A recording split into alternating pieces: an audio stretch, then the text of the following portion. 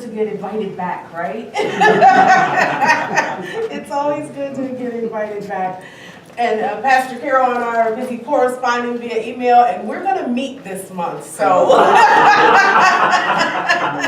we kind of laugh about that, but it's just always a privilege and an honor to be trusted with God's people and to be in a place where God's people dwell. And so thank you for the return invitation. And let's just go straight to our text. So our message today is going to come from the Matthew text, the Gospel of Matthew. And I want to focus on 3 verses there. And I'm reading from the New International Translation. And it says in verse 4 through 6, Peter said to Jesus, "Lord, it is good for us to be here. If you wish, I will put up 3 shelters, one for you, one for Moses, and one for Elijah." While he was still speaking, a bright cloud covered them, and a voice from the cloud said, "This is my son, whom I love. With him I am well pleased. Listen to him." When the disciples heard this, they fell face down to the ground, terrified. But Jesus came and touched them. "Get up," he said. "Don't be afraid." When they looked up, they saw no one except Jesus. And although I told you starting again was the title of this is actually The Art of Walking in the Valley. The Art of Walking in the Valley.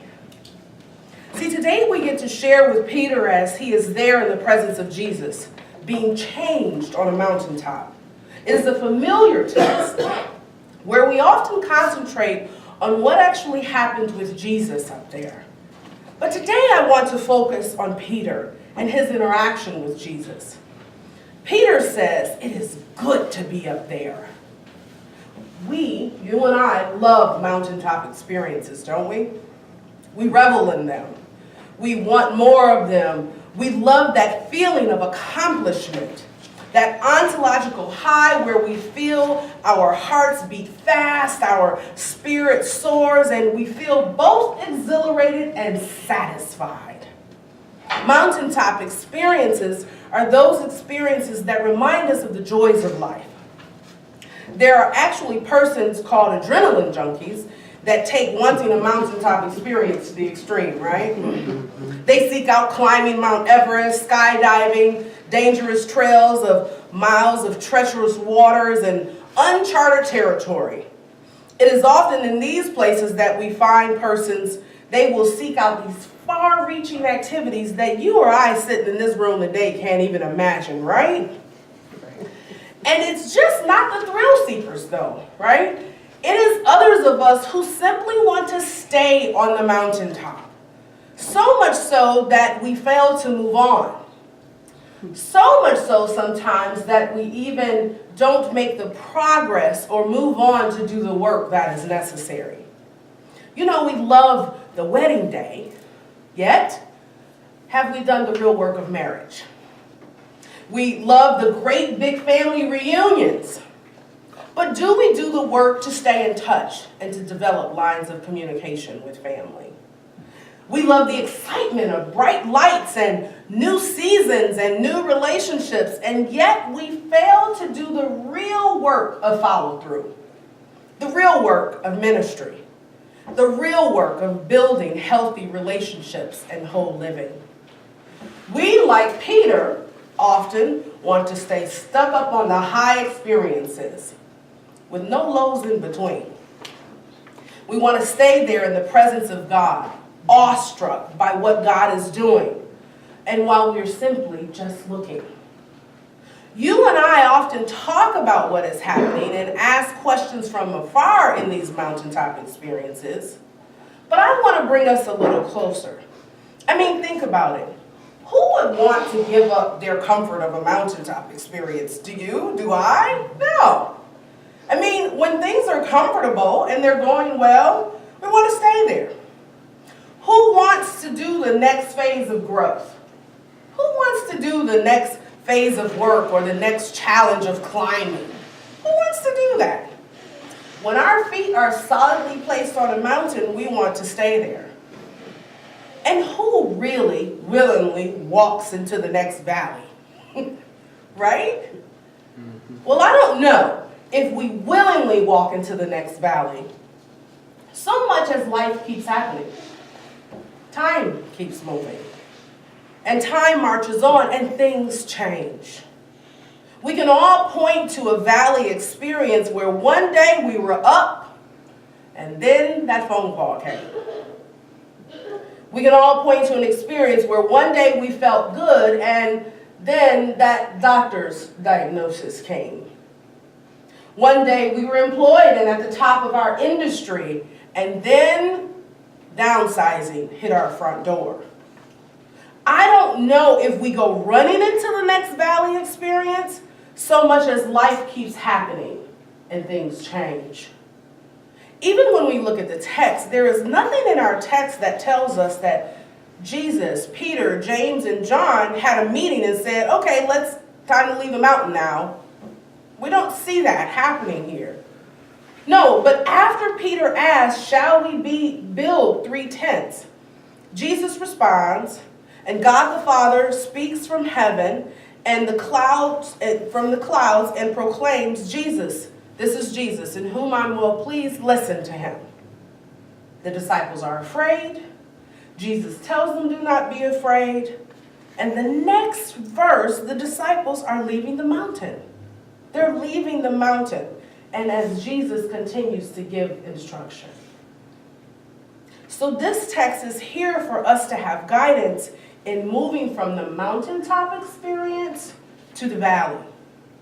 Peter can actually teach us some lessons of doing the real work. And it is the work of walking from mountain to mountain. The work of being in the presence of God and making it through the valleys of life. Peter in this text can show us that moving from the mountain to the valley can be a journey that we can actually get good at it. We can actually get good at it. Peter and Jesus can show us that living whole and healthy lives actually includes the art of walking through the valley. So the first lesson that Peter teaches us is while you're on the mountain, check in with God. While you're on the mountain, check in with God. Peter said, Lord, it is good for us to be here. He is saying, I like it up here.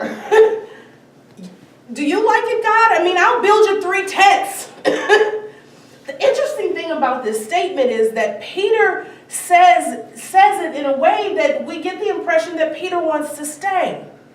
He says, it's good up here. Should I build 3 tents for you, Elijah, and Moses, if you like?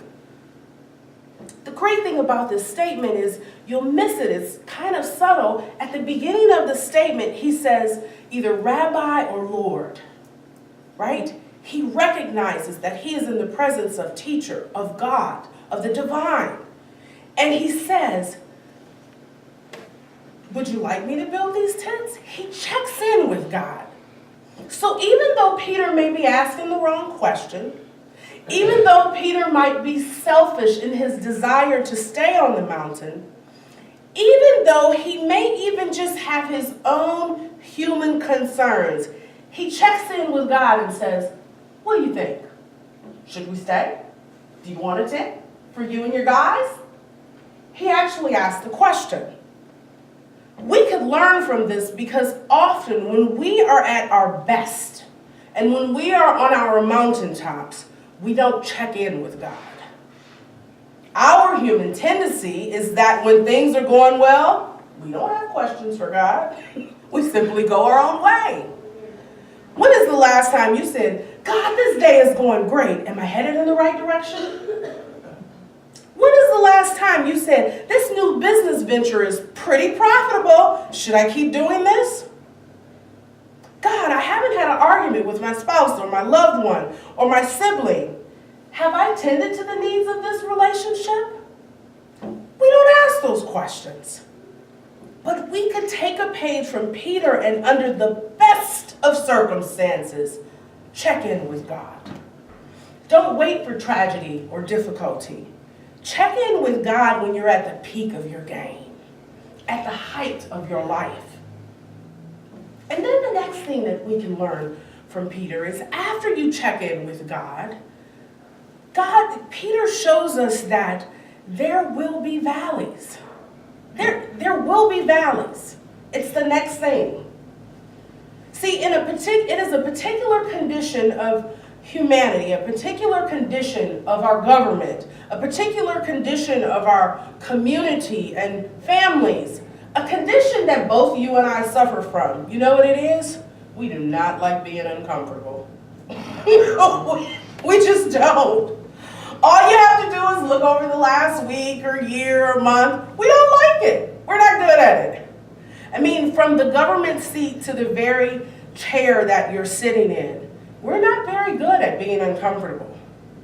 Part of our disbelief and disgust, and maybe even our challenge with our current president, is that he acts like a 5-year-old. But he's the president, right? But, and I'm not condoning any of his behavior, but if we take a hard look, if we pause for just a brief moment of self-examination, the president shows us something about humanity. And if we tell the truth, we have aspects of acting like 5-year-olds. We have aspects of, we don't want to be uncomfortable, even for a minute. We want to be liked. We want to be comfortable. We want the day to go our way. We want to stay on the mountaintop. And of course, we're not going to the extreme of abusing our authority or positions, but I've been sent here to announce to you today, you and I are not good at being uncomfortable. We're just not. We resist, we avoid it. We even run from those valley experiences. Some of us are sitting here today smack dab in the middle of a valley, and it's taken everything you got to be present. It's taken everything you got. If you and I are honest, we want to wish away the difficult times. We want them to pass quickly. And if you and I are honest, it takes intentional effort to be present.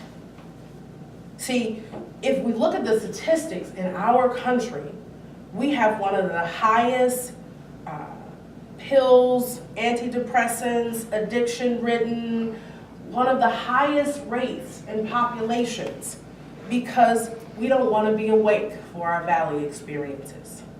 We want to skip over them. Perhaps. See, the ups and downs of life are part of living. The ups and downs of life are part of serving. The ups and downs of life are part of loving. And the downs are included. As much as you and I would like to skip over these seasons, it's really part of the journey. We can't have the sweet without the bitter. We can't have the we can't have the highs without the lows. Author and poet C.S. Lewis says it this way about difficult times. Hardships often prepare ordinary people for an extraordinary destiny. Hardships often prepare ordinary people like you and I for an extraordinary destiny. See, after all of you and I are made in God's image. We're God's own child. We're put together by the hands of God. We have an extraordinary destiny in store for us, but it's not some far away idea. It's now. It's happening right now. And part of that destiny actually includes the valleys of life. So what could we learn from Peter? Valleys are part of the journey, yes. And Peter wanted to set up camp on the mountain in the presence of Jesus, but they had to leave. That was part of the plan. Staying on the mountain is not how life works. What God does promise us that whether we are at the top of our game or pulling ourselves from one of the lowest parts of life, God is there. God is there when we are afraid. God is there when we are selfish. God is there when we are successful. God is even there when we don't acknowledge God's presence. God is there. So whatever your circumstance that you brought in here today, whatever your situation, God is there. And God says, I'm here, and all I'm saying to you is begin to explore the art of walking through the valley. It requires you to check in with God and acknowledge that valleys are part of the journey. And the last lesson that Peter teaches us in this text is have compassion so you can get the real work done. Have compassion so you can really get the real work done. We're often our own worst critic, aren't we? We're our own worst critic. We fail to forgive ourselves. We live in self-doubt as though it's a place of normalcy and a place of home. We give up on our dreams, and sometimes we set aside our goals, and sometimes we put down our deepest desires because we listen to that voice of self-doubt. Peter is a great example to show us, have a little compassion. Peter is that vocal disciple that had questions and failures and missteps, right? Peter is a perfect example to remind us that the art of walking through the valley requires compassion. One of my elders called Mother Dear used to say, success is not always necessary and failure is never final. See, you and I are going to fail. We're going to have hardship. You and I are going to get it wrong, and we're going to need forgiveness. You and I are going to misstep and stumble. But ask Peter, right when you come down the mountain, something will happen. When Peter came down the mountain, if you keep reading, they failed at healing the boy that was possessed with demons. The parent goes to Jesus and said, can you heal my boy? Because I went to your disciples and they couldn't do it. Now you and I both know it's not that they couldn't. They simply didn't have the faith to do it. So we're going to fail. We're going to stumble. We're going to misstep from time to time. But God is there. And God's grace steps in. God's grace steps in and says, hey, have compassion. I've forgiven you. Forgive yourself. God's grace steps in and says, give yourself a little space. Give yourself a little room. Have compassion so you can actually get up and get the real work done. See, we don't have the luxury of wallowing. Failure isn't final. We don't have the luxury of staying stuck. There's work to be done. There's children that are hungry. ICE is rampant in our neighborhoods, as the sister shared with me. You know, there are needs that need to be met. There's ministry that needs to be done. There's healing that has to happen. There's deliverance that is available. There's real work for us to do. So we've just got to keep moving and have compassion and grace so that we can do the real work. Why? Because God is there. God is there, right there with us, reminding us that we are God's own. And there's no question we can ask, there's no statement we can give, there's no failure too big that God cannot take. So hold the hand of God. Hold the hand of God and believe in what God makes available, because it's the same God that has been with us for generations.